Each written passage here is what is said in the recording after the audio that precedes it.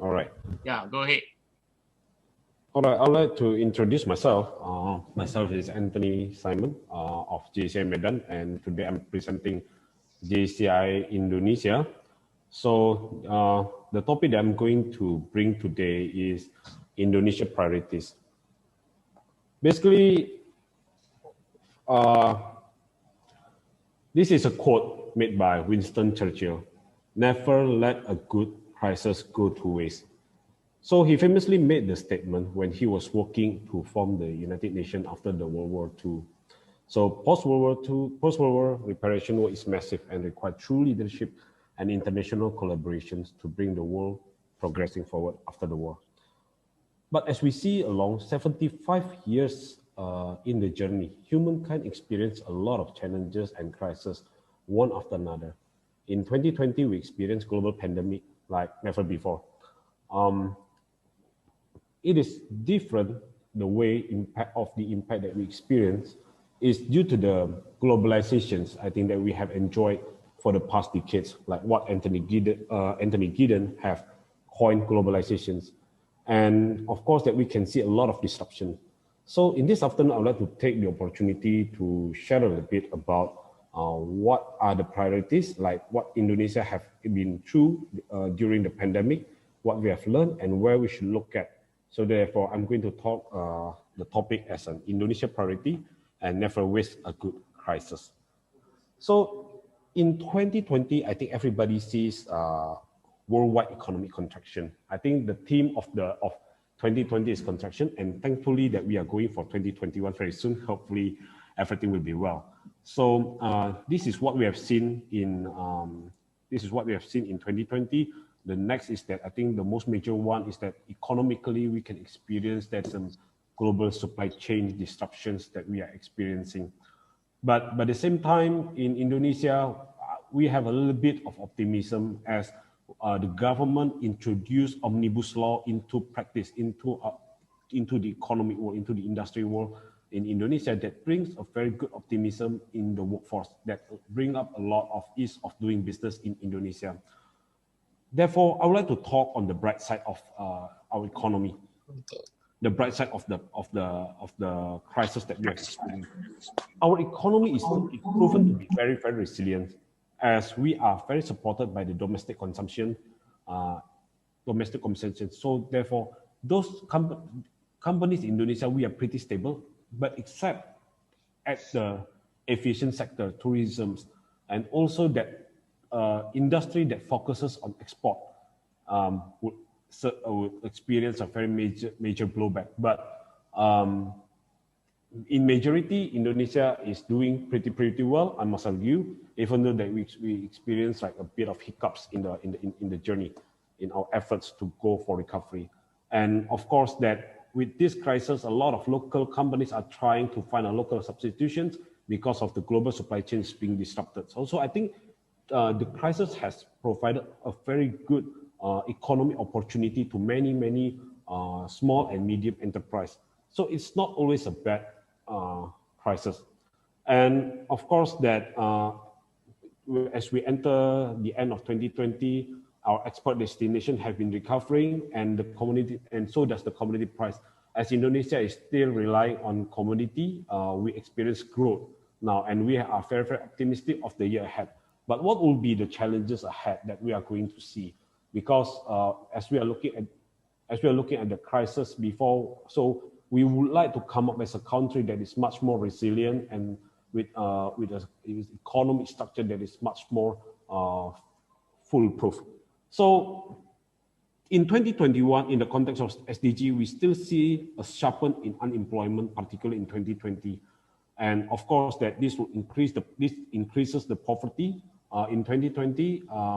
But I think this is something that has been experienced by the economy worldwide. And of course that the challenges is, I think, pretty much similar to the previous speaker, that there is a skill adoption and technology transfer. As we are going from import-oriented, we are trying to find a way to be able to produce our goods locally, to substitute the local supply, to substitute the supply chain that was disrupted as before. But the challenges is that how can we absorb the technology and we can do it locally. And of course that sustainability has been a core issues in every sustainability has been a core topics in every discussions about, but it's always limited on the environment and the CSR aspect. But we wish to see Indonesia, as we experience the crisis, we started to see that we need to bring the sustainability to be integrated as a business model instead of a particular departmental budget that is going to be that is usually promoted in companies or in the economy. So sustainability must be the major agenda that we should fight on. And going to the next slide, what we learned from the crisis is that the business that survives is basically business that able to orient, to adapt themselves to the domestic market. And those businesses usually have the internal growth that have that have accumulated a strong equity with low gearing ratio, so that allowing them the agility to move. When there is a crisis, they know what are the steps that is to be taken. And of course that it is not something that has focused on the export market. It is a company that has been solid enough, that has been relying on internal growth in the company. So we see that this company come even stronger during the crisis because of the limitations on the import, because of the quarantine that has been applied for the trade, because of there's a problems on the government quarantine and regulations during the COVID-19. And of course and then we see that those that are being laid off are basically those that workforce that have a very low skill workforce that are being laid off. Therefore, unemployment, I can say that it is very, very limited. And it has been pushing everybody to going for upskilling and reskilling. And therefore, as we see that this is the business that survived, we could not say that it is a crisis for an economy. It is a crisis for Indonesia because it does not apply to the whole populations. We start to see that, and we start to adapt. What are the business that survive? So we start to see the business that survive is the business that looking forward in the long run, that have a foresight thinking. What are they going to be in the next 5 or 10 years? And then what would they do if suppose the similar pandemic is going to happen again? So these are the kind of the business that every businessman are start to looking. And therefore, we start to see the sustainability model is beyond the corporate social responsibility. It's beyond CSR budget. It is beyond CSR department. But it is the integration of the business model that creates an added value to the company itself. And of course, adaptiveness. We wanted to make sure if suppose that there's another pandemic in the next 5 years, we are ready for that. So it is a very strong message that is given by the pandemic that are given to us everywhere in the world. And of course, that sustainability, if we are going to take the approach this way, we will start to see that there is a creation of new economy. I think one of the most prominent one is the circular economics. And then from this point, we started to understand talking about sustainability is not something that, because the management wanted to go for sustainability that brings added value to the company, I can just immediately switch the company to do so. But it requires a commitment of the management that willingly to adopt technology. So when we are talking about technology, it shouldn't be taken as I am going to adopt technology because the importance of digitalization. It is very important, but it needs to serve the whole company, the corporation's agenda, the government institution agenda. What are they looking at?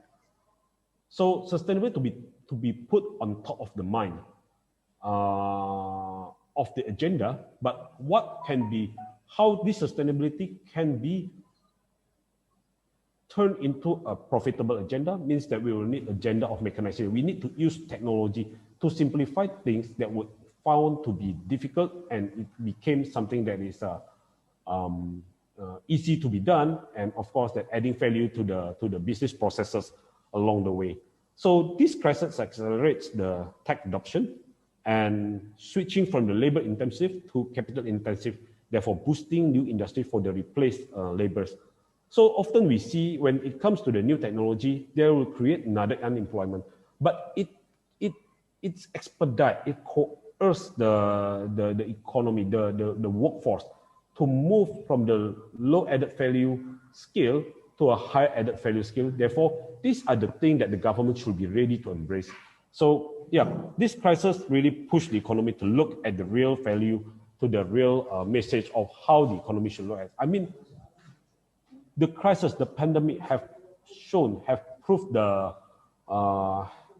vividly explained to us, showing us that how the economy is really are. Those that were inefficient were definitely taken out in 2020. So I think this is the powerful message of the that we have. Therefore, it comes to my conclusions that the Indonesian priority should be on three aspects. The three aspects will be the education and technical training. So when the more educated we are, we should think of the business not as any other business, not business as usual, trading, something that's very, very transactional. But we start to look at added value in every aspect that solve the problem in the community and also the environment. We are not talking about the economic growth itself. We are not going to talk about the market development and the market growth. We start to think about how, when I produce responsibly, how I can consume responsibly, but by the same time, I can create a new economic value, and I can also protect the environment. So education will be able to open up the mind of the people. But to have those open mind, we also need a technical skill that the population able to adopt, that the acquisitions of the technology should hit to a critical mass that will be able to create a sufficient movement to create a new economy that we are going to see. And I believe that this is going to be something that is very, very fast happening in the country, looking at the technology and how the government has been very committed for the technology like IoT and AI. So I think this is something that we should see, and the government has been working on it.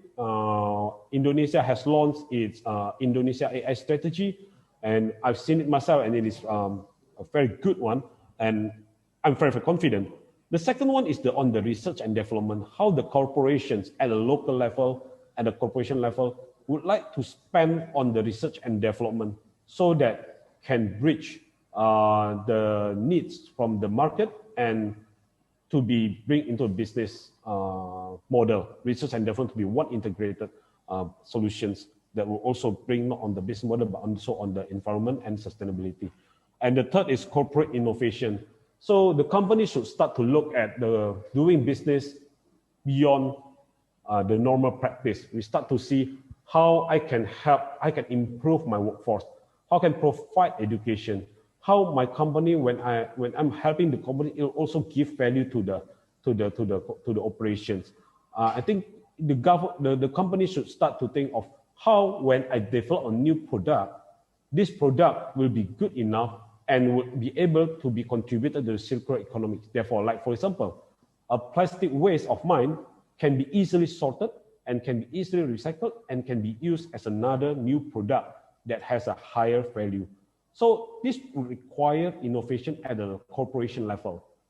We should not wait on the government level. We should start it on the corporation level.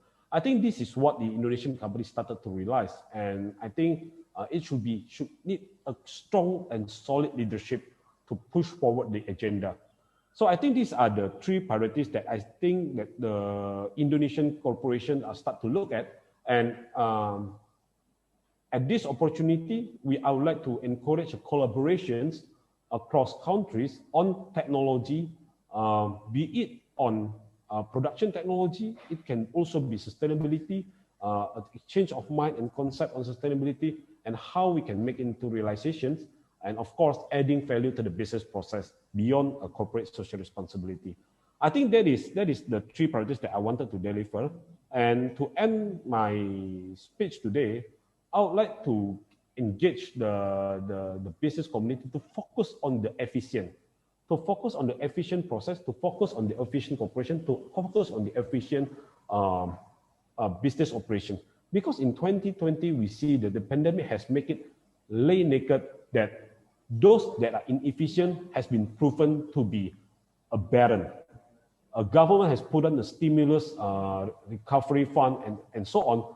But if you're putting on those that are failing companies, it will not create a multiplier value into the it will not create a multiplier effect into the economy. So the one that is going to fail, I think we believe that would not be able to help much. But the government should start to support on those that are efficient and make it and scale it to another level that will improve the economy even better.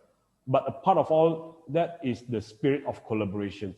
I think that is pretty much my speech about economic collaborations and the Indonesian priorities that's pretty much inspired by Winston Churchill, that never waste a good crisis. 2020 has given us a lot of messages and a lot of learning points, and I think the history will repeat itself. We are going to face another crisis in any time soon or later, but we got to embrace ourselves and make sure that our company has been innovative enough to be a sustainable company. Yeah. So I think that's pretty much everything from my side. So yeah, thank you very much. Thank you very much, everyone. Thank you. Thank you so much, Anthony. Thank you. Yeah, indeed, never waste a good crisis. I like your very wise insight, looking beyond sustainability and technology to suggest that we need a very holistic approach, right, post-COVID for recovery and business continuity. I think that's very interesting. I think those were